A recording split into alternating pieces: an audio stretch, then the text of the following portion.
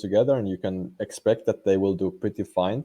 Whenever the support, whoever that is going to be, needs to be careful how he plays the lane, because they can just kind of, well, I wouldn't say they kill you from 100 to 0, but they will go to like 20% HP, and then you have to regen up and stuff. So there's like that stun into auto attacks, a lot of damage potentially from that lane.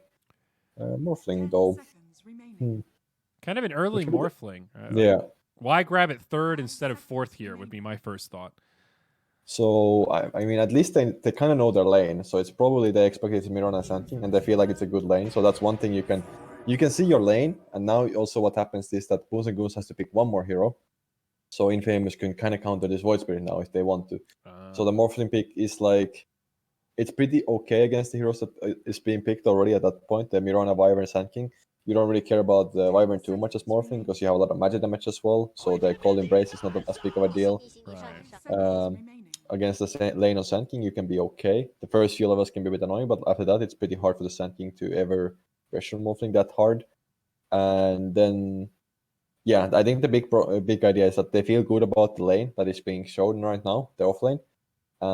They just feel like they can pick the carry here, and then it's gonna open up space for their second and the last and the second last pick like here. With a hero like Morphling, it's showing that all they really care about is, does he have a lane to get started? Yeah. Outside of that, we're not worried about him being counterpicked. Like, they're not going to pick Ancient Apparition here since they're showing supports, for example. Yeah. And then they get this favorable Ember going into Void Spirit. Maybe not necessarily lane matchup, but game matchup. Ember, Morphling now. Pretty much no matter what Boons and Goons pick, I don't know that they're going to win the late game battle against Prophet, Morphling, Ember. Even Tiny. Like, all four of these heroes scale really well for Infamous. Yeah, I mean, it's just, I can say it. It is, I don't think the Ember was like the best pick you could pick, but it is a good hero. Like, it's definitely a good hero right now. So it's like, it's not a bad pick here, but I would have said maybe would have expected a harder counter to the Void Spirits, for example, but it's still okay. But yeah, definitely the scaling is very good in this game inside of Infamous, and they're still pretty open with their heroes as well. The Prophet could still be a 5, Tiny could still be a off lane or a 4, so they're gonna leave everything to them. I mean, they will have to pick here again, but still they have some options. Boons and Goons, I would think about Faceless Void right now quite a lot. It has some nice potential in this game. Obviously, the lane can be a bit rough. Also, Sven could be okay. You have a good lane against Prophet, and you have a lot of stuns in your lineup, so you can kind of get a lot of damage as well. So, I think like Sven, Void is pretty good for Boons and Goons right now. Aside for Infamous, I feel like they lack a bit of team fight, so they need something to help them with that part. Trying to think what could be nice.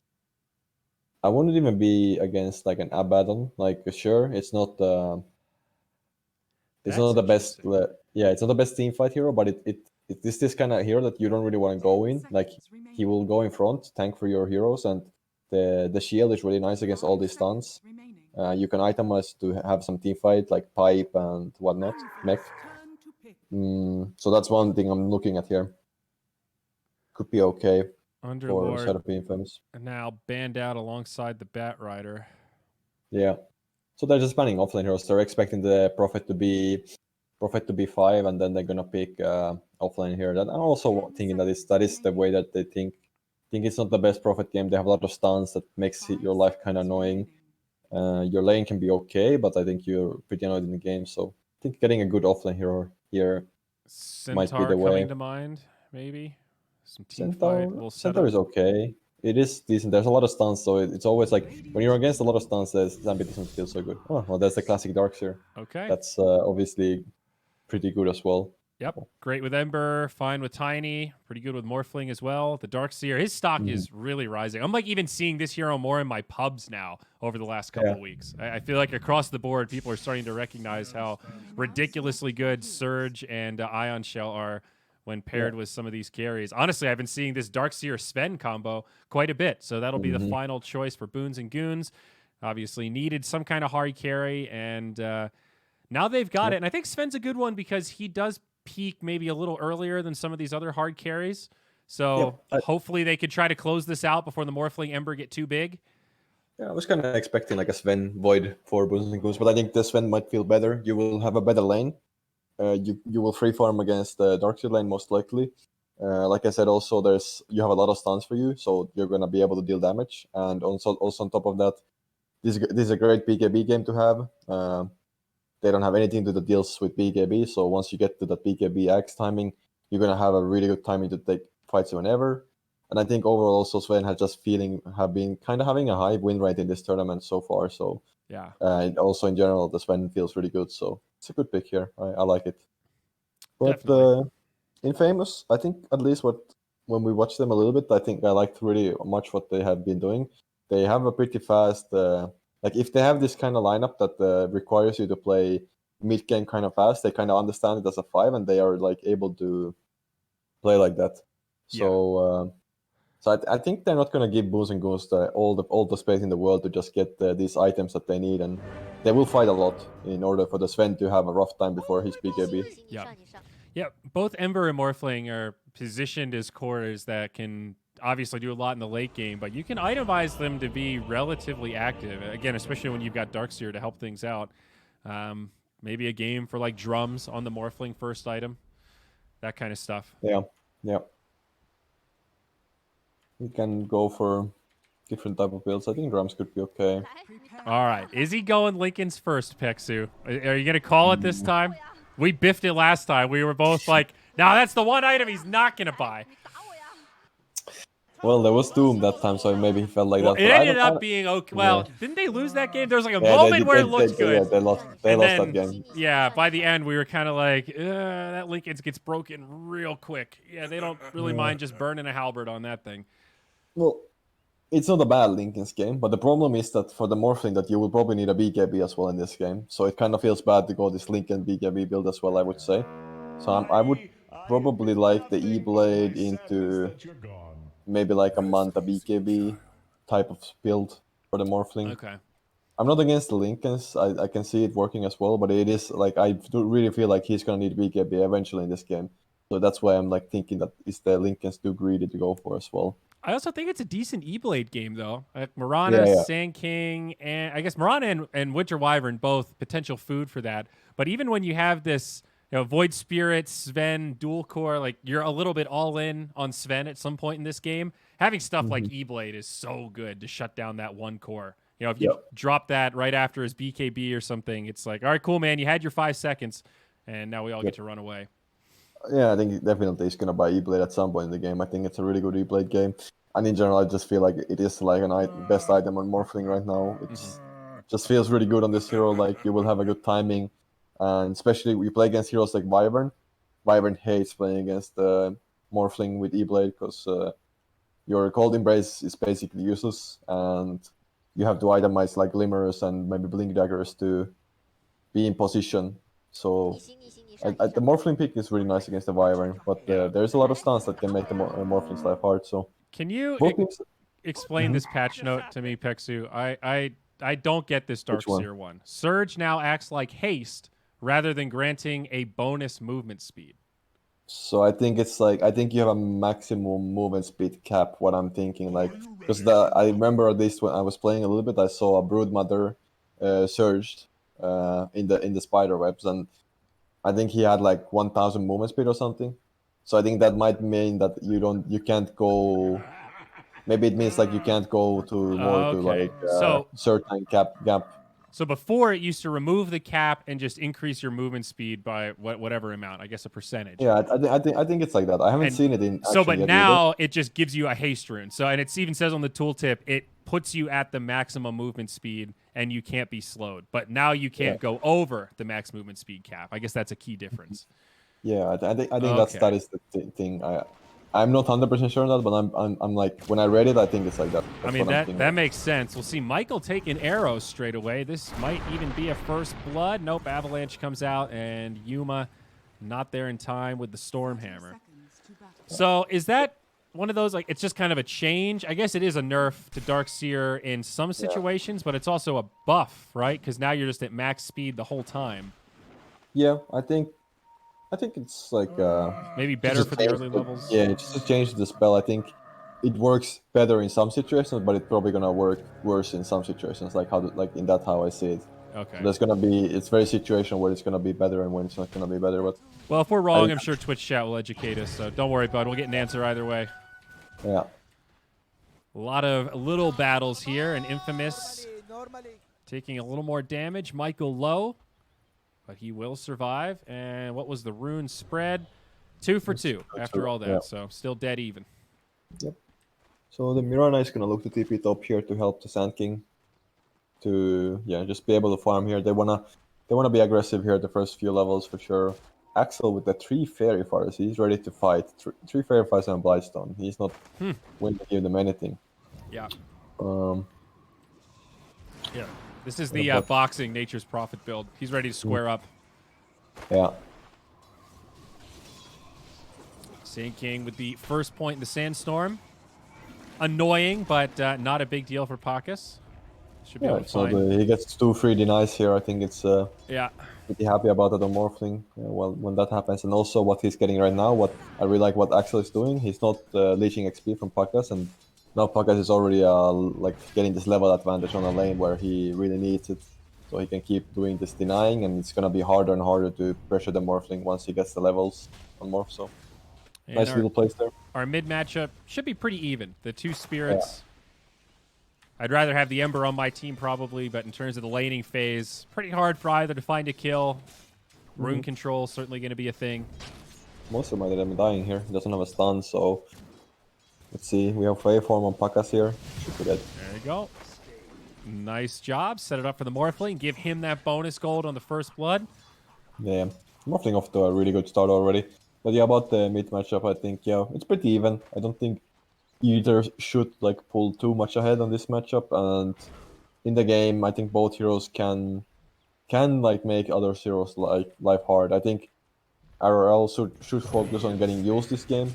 The Yules Purge is really nice against a lot of the heroes that are being in the game. So you can even set up for the Ember. So it's nice. Yeah, Yules is really good against Darkseer. Yeah. I got owned the other day against like a Darkseer Spirit Breaker off lane, and then it clicked. Hey, if we had 2 Yule Scepters, they wouldn't be able to do anything. It's just a hard stop against Surge and Ion Shell.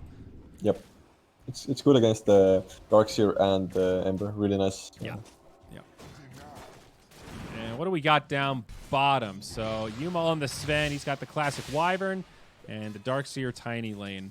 A little awkward for Michael. Yeah, because you really want to give the Darkseer as much XP as possible, right? He wants those levels in Ion Shell real quick so you can pressure. And the mid lane isn't one that Tiny can pick on too easily. And he also doesn't really like being under-leveled. So it's a little awkward for a 4 in this kind of situation. Pretty much. I think Michael just wants to get, like, he kind of wants to somehow get the levels. I agree with you. Ideally, he doesn't want to leech too much XP. But at the same time, once they get some levels, they can pressure this Wyvern pretty easily as well. So it's not too bad if he gets like a level 3 on this lane, and I think they can easily dive them as well. But at the same time, Yuma is pretty free farm for him here. Like I don't think they can do much to him in order to stop him from farming here. KXY is starting to find a little bit of an edge in the mid lane. Winning the CS battle right now by about 40% or so. Pretty solid at 3 minutes, and we're getting pretty close to that 4-minute flip. We'll see what the power rune looks like. Marana already in position to yuck an arrow. They should have both supports probably helping because it's 2 bottle heroes. Whoa. So, yeah, Yuma actually ends up dying. That's a big kill for them. I wasn't expecting that. Maybe he's just playing a bit too greedy there with low HP, and big kill on the Sven. Sure, Michael dies, but they don't really care about that. Yeah, he's gonna go back to get the base and region up. Double damage. Very nice. Picked up by the Ember Japan. Looked for the deny. Just a little too slow. It's a nice try, but not in position in time, and they just secure the rune really big. Pakis having a great time top, same as KXY, and RL is kind of trading. Pretty even lane still. But yeah, Yuma is getting more bullied than I actually thought, but he's still kind of farming quite well anyway. I wish I caught that death. Maybe it was a toss back, kind of like this. It's pretty hard to deal with if you toss him into a double Ion Shell. That is a nasty combo. Yeah, especially if you don't have the stun ready. So if the Sven used stun poorly, they could have definitely done that. Yeah, Just and then you're not getting away from that easily. he doesn't have Warcry either, so no little movement Yeah. speed boost to try to make the getaway. Mm-hmm. Yeah, don't underestimate double Ion Shell. It's ridiculous at 5 minutes. Yep. So, bounty runes. Looks like 2 for the Dire so far, and it'll probably end with 3 to the Dire. Yeah, they should get that one bounty rune. I think KXY is gonna run for it and take it for himself at the bottom. Excel. Oh, he almost finds this courier. Still a ground courier for the bottom. Yeah. It's a bit slow game right now, but I think this the laning stage is still, I would say, going in favor of Infamous a little bit, even though the lead is not that big of a big deal yet. I think it's gonna scale more and more here from levels. Papita now level 5, so that level 3 Iron Shell is really gonna start hurting here. And when you look at the net worth breakdown too, it's kind of scary. The Morph is a good bit ahead of the Sven already. The mid gap is still continuing to grow. Looks like Void Spirit might be having to run out a little regen, or at least he did have to do that. Yep. So a little nervous for Boons and Goons right now. They'll have to make some moves at some point, but 1 to 2. As we've talked about before, not unexpected in games like this where there's a lot on the line. You know, this is a break point to get into the playoffs, so both teams playing very tight. And now bottom, we'll see that toss back. Lord Boons, KXY making the rotation. Sorry, what was that? Nice, just nice rotation on KXY. Yeah, Yuma also falls. A double kill now for the Ember. And the gap widens. Yeah, there's the nice move. Oh, Exo might end up dying at least. Yep, but maybe a counter. Yeah. They've got that Sentry Ward down, gets pinged. Yeah, that's a really good trade for the Pagas there. Now he's level 7 when the Sand King is level 6, and he's even gonna get more here. Overall, this is kind of... I would say Infamous is really happy. Sven has died 2 times now. He's not even going for that rushing Midas, so he's gonna have not that good of a game. That's what Infamous needs in this game. They need to go the lanes. They need lanes to go pretty well, and they just need to keep the pace on the game, constantly fighting and not letting Boons and Goons to farm too much for free. Yeah, and one of the things that you mentioned about Michael, I think they've struck this balance. Right now, he's level 4, Papita's level 6. So Michael's not under-leveled, but he's appropriately behind the Darkseer so that they can maximize their pressure. Realizing that really Toss is his key contribution, and all this damage is coming from Papita. Yeah, Tiny will do a lot of damage as well with just these spells, and then this Iron Shell obviously will help a lot. So I would expect if Lord Boons wants to defend this tower, they should look to dive this Wyvern. They know he wants to death here, so should not give that free XP to him. Michael level 5 now, ready to do some stuff. They can also do this, what he's doing. Okay, he wants to just secure the rune. This is good as well. Yeah, Michael was already prepared for this. I'm pretty sure he planted this ward up on the high ground, so they've got clear vision of Yuma. They expected this Sven to rotate into the jungle. 3 points in the Great Cleave. This is the right play for Yuma right now, but certainly punishable for the Dire. And you see Excel, he TPs down bottom behind the tower into Lord Boons. And this is the kind of dive you were talking about. Good use of the Arctic Burn to fly across the tree line. Might still die though, because he's... should be dead. Darkseer's pretty good at clearing trees and finding you in the gap there. Yep. Rotation from Japan. This is going to be tough for the Marana. He might get Papita here if he's... if Papita is going to be too greedy here. He has an urn as well with the charges, so... Let's see if he goes for the big play here. Oh, and he even uses the Soul Ring. Does have infused raindrops. Is that going to be enough? The Surge can't get out. Now the Starstorm will get him. Very nice from Japan. Yeah. Maybe Frugas. Yeah. And now Excel on the run. He'll be okay. Yeah. Yeah, that's a nice play from Japan or Frugus, whatever he is. Anyway, good play there. But still, obviously, I would say Infamous is really happy. The Ember at 4.5k net worth at 9 minutes is insane for a mid laner to have, I would say. Really, really having a good game here on this Ember, and even looking to rush for the Desolator here. That's a lot of damage output. Nah, he has a Remnant, he's fine.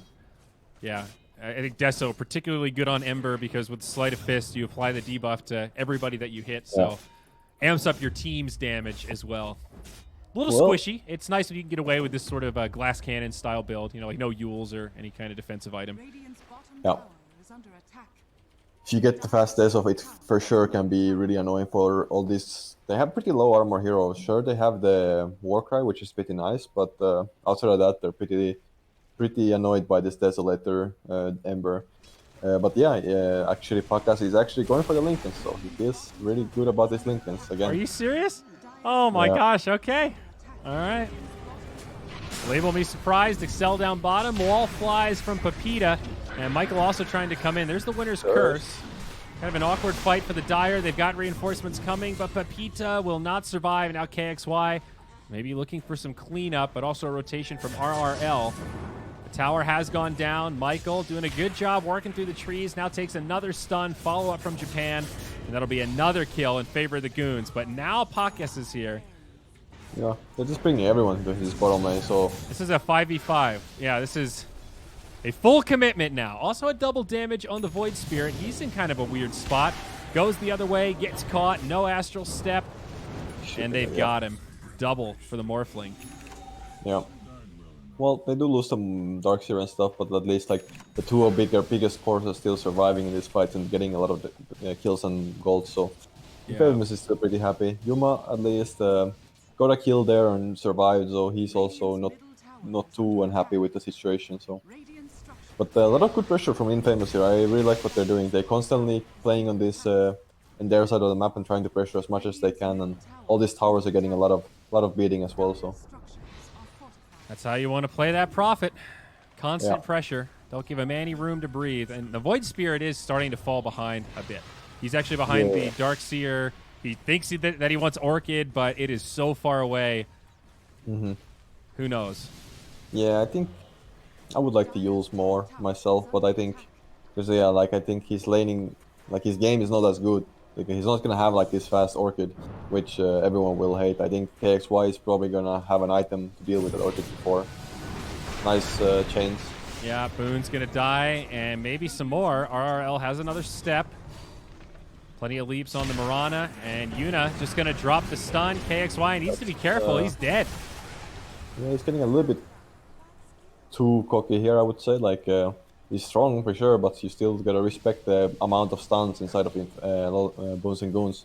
They definitely have a lot of stuns to just kill you, even if you're Ember. If he had the team with him, that was atypical, because as you said during the draft, like Infamous have been pretty good at making these movements together and not making those sort of plays where one person commits and the others kind of stay back. Yeah, little misfire. Kind of like, it's just kind of like Ember style. You kind of want to play like that as an Ember, but sometimes obviously you need to. It happens that you just overextend a little bit. So can't even kind of blame him from that. I think it's just like a nice heads-up play from Boons and Goons. I think they realize that he's playing a bit too aggressive for even how he can. So. Maybe didn't expect the Sven to be right there either. Yeah, exactly. Well, back to farming we go with the Deso. And that Veil of Discord is out on the Sand King, one of your favorite items. Yeah, I really like this item, especially like the Sand King, even though he died a little bit, I think his laning stage wasn't as bad. So like rushing Blink doesn't feel that good. And I think the Veil, with all the heroes that you have in your team as well, it feels pretty nice. So I'm a fan. I don't really think you need drums necessarily on Sand King. You can buy a Windlass if you feel like you need movement speed, but I think the Veil is very good on Sand King. It was like even before the change, it was like I think very good item on the hero. KXY just chilling on the high ground. And now maybe a fight will break out. Excel's going to get caught in the top portion, but the Ember's still pursuing. Yep. They might go here, but they don't have... Do they have detection? They have detection on the Tiny, but he's not around, so... I think the Darkseer will just end up dying here. Possibly a turnaround. Yeah, Pepita comes in. KXY, he absorbs the arrow. That looked intentional, but I'm not sure if it was. Does not save Pepita. KXY barely makes it out as Pakas commits. Japan jumps back in, trying to finish this Ember, but not going to get it. Lord Boons and RRL die as Japan also falls. That was crazy. So was that intentional by the Ember? I don't think so, no. But I'm just going to say Pakas, MVP of that fight, steals the Sven and gets like a 3-man stun in that fight. That could have been really horrible for Infamous. Because I think KXY would have probably died, but the 3-man stun there, turning the fight completely around. So Really nice play from Pakas there. Tier 1 up top. That'll get finished off. Oh, takes white. He's gonna die. Oh. Oh, he just got the flame guard barely. He's fine. All right, now 15 minutes. Some bounties should be going the way of the Dire. Michael hanging around deep. He does get it. Let's see if he can make it out now. Nighttime, so limited vision. Well, creep block action here, but I think he's still fine. Yeah, he's fine. Yeah, but now the E-Blade actually coming from the Morphling next, so I like it.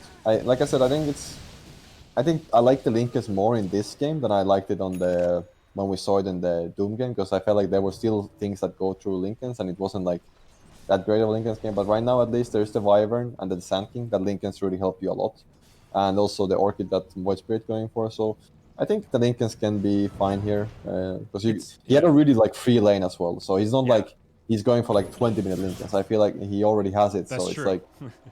It's like he's gonna have this E-Blade in like 3-4 minutes from now, and then it's gonna be still good timing. But he might die now. No, but it should be fine, right? Yeah, he's getting off the shift. He's got a lot of stick charges. I think he's good. Excel's also going to join this party. They dust up Monster, and everyone's going to make it out alive. That was a pretty nice reaction from Pakas there. I wasn't sure how he saw that, because they didn't show there, so, and they didn't have a ward as well. It's just it's fast reaction. Yeah, fast reaction. I mean, he was in deep, so maybe anticipating that they might look to rotate. Japan, he's going to get caught, and now Monster again. They've got the detection, and no hope for the Sand King to survive. Big rotation from Infamous. They use the smoke, and they catch him off guard. Yep. Very nice. Good pressure from Infamous here again. Like, they're just constantly doing... Even the Morphling with his Linkens, he's getting a lot of stuff done. He's not just farming. Obviously, like, he needs to be active and try to do as much pressure as he can. And it's really hard for them to deal with this Linkens, as you saw. If the Sand King could have stunned him there, I think he would have died, but with the Linkens, not possible. So, yeah, the Linkens working out pretty well for them right now. It's kind of weird that you think that Linkens is the ultimate counter to Doom. And we were talking about that game before, and I think that was the key hero where you break the Linkens, Doom is still the shutdown to kill Morphling. We'll see them initiate onto Yuma up top. Turns into the Sven again. RRL here might be able to help save him, and he does. But like in this game, they don't have that, okay, you block, Linkens gets broken, and then they can completely lock him down. It just mitigates his stun, and then the rest of the fight breaks out. So I agree. It definitely feels a little better. Ooh, Michael, he finds Japan. Goes for the Moonlight TP. He should be still dead. Unless... I think so. Yeah, Excel. There it is. There we go. Alright. Get the kill. But yeah, I think it's also better because it also gives him the time to react kinda with the Linkens. He can mostly be able to get his strength gain off in time, so it's okay.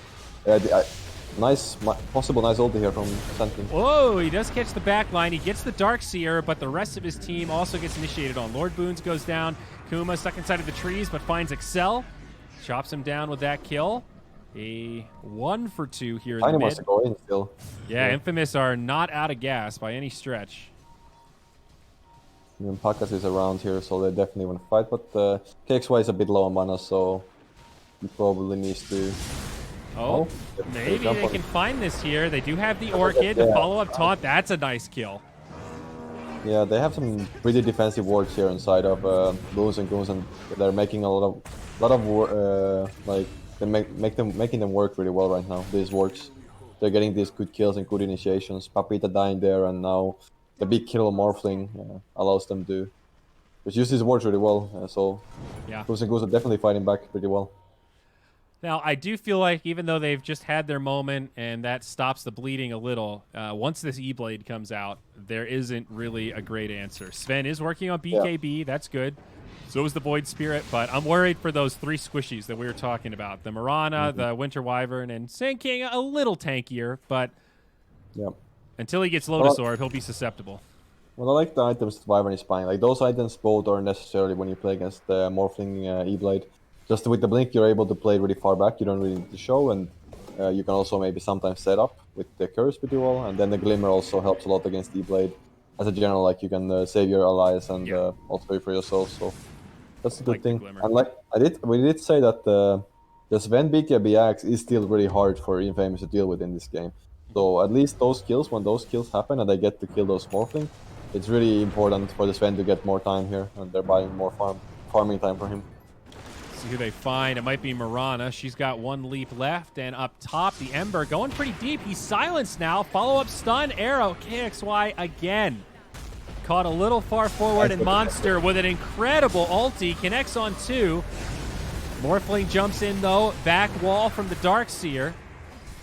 Lord Boons gets popped, and now Pepita going to be left behind. It's a 1 for 2, but 2 cores down on the side of Infamous for only a Wyvern.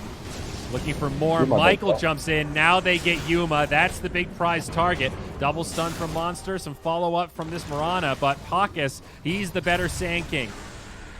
Michael continuing to throw him up and down. Pakis, pretty morphed onto strength already. Has some stick charges, but needs to be careful. The taunt, he's done. Yep. The Vessel is really working well here. Yeah. And Michael jumps back in, almost gets Japan.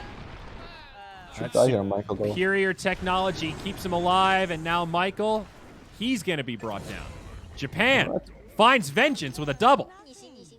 Doing a lot of work with this Vessel and just his arrows, so yeah, the Vessel purchase is really nice. We didn't talk about it too much, but this is a really good Vessel game. Also, when you see that your enemy team Morphling is buying a Linken's, that is one thing you can abuse.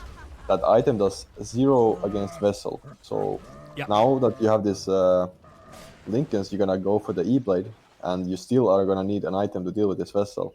So there's gonna be a long time for the Morphling that he's gonna be able to deal with this Vessel for like next 5 minutes. This Vessel is gonna just make for Morphling's life really hard. So he already has BKB queued up. He knows. He's like, all right, I need the immunity. This has really slowed down the E-Blade, though. He's 500 gold off. Yeah, I mean, he's still gonna get the E-Blade, and then he needs to farm 4,000 gold to have the BKB. So it's gonna be a long time before it's gonna have those items. So the Vessel can really be annoying.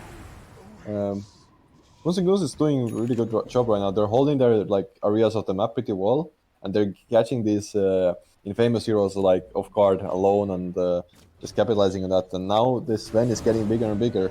And like I said, I think with this BKB and then probably Axe on this Sven, I don't know if Infamous can do pretty much anything about that. So yeah, I don't know exactly what the answer is either. And again, he's gone for the Stormhammer dispels enemies. Very rarely see that lifesteal these days. Limits the tools you've got against the Sven. And yeah, there's one of them. That Yule's Scepter picked up by Ember Spirit now. Yeah, the Stormhammer dispels enemies is really great in this game as well. Like, you're playing against Ember, you're playing against Darkseer. So just purging of the Surge or purging of the Iron Shells in general. Nice thing there for sure. Yuma, they're going to turn onto Ember. There is some support. Nice. Yule stops the arrow. Triple gets it. They just have so many stuns and like lockdown spells. It's so hard. The Yule's, I mean, it is a much easier build-up than BKB, but in some ways it does just feel like a setup for Sand King or Mirana Arrows or Void Spirit Remnant. Like, it's kind of a shit Yule's game for Ember as much as I get the thought process. He needs a defensive item. This is not doing much. They break the Linken's now. Morphling in some trouble. They've got a lot of follow-up stuns. Their CC chain is insane, but the attribute shift keeps him alive. Now the Surge from Pepita. And they don't actually find a kill. Well done by Infamous. Not over yet, though. Yuma jumps back in. Follow-up Monster. And this Sand King's been playing really well. Feels like Monster is everywhere, finding the proper burrow strikes in these engagements. Maybe more. Yuma with another stun. Linken's wave for him, but on the other side, they've got Tiny. That's a dead Michael. Pakis might get caught here as well.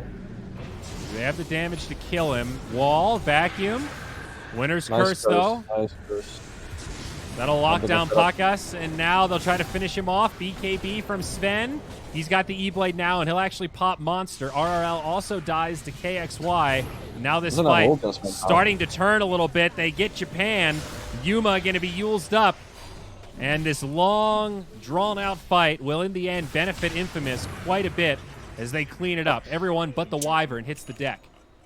So a bit bad for their Goose. I mean, it's a good fight from Infamous, how they take it as well, but it's like they're just a little bit too excited to take that fight. Like, sure, you get a nice start for the fight, you kill someone, but then your Sven ulti, when your Sven ulti is down, you need to respect, like, your damage output is gonna be quite low. So nice kiting from Infamous, kiting the Sven ulti, and then just taking the fight after that. So Infamous still fighting back really well. Like, it started looking really good for Boons and Goons, but I would say a little bit of miss fight from them, and at the same time, like, good stuff from Infamous as well. And now I think Infamous is in a good position as well, since they have the Aegis now on the side of Morphling.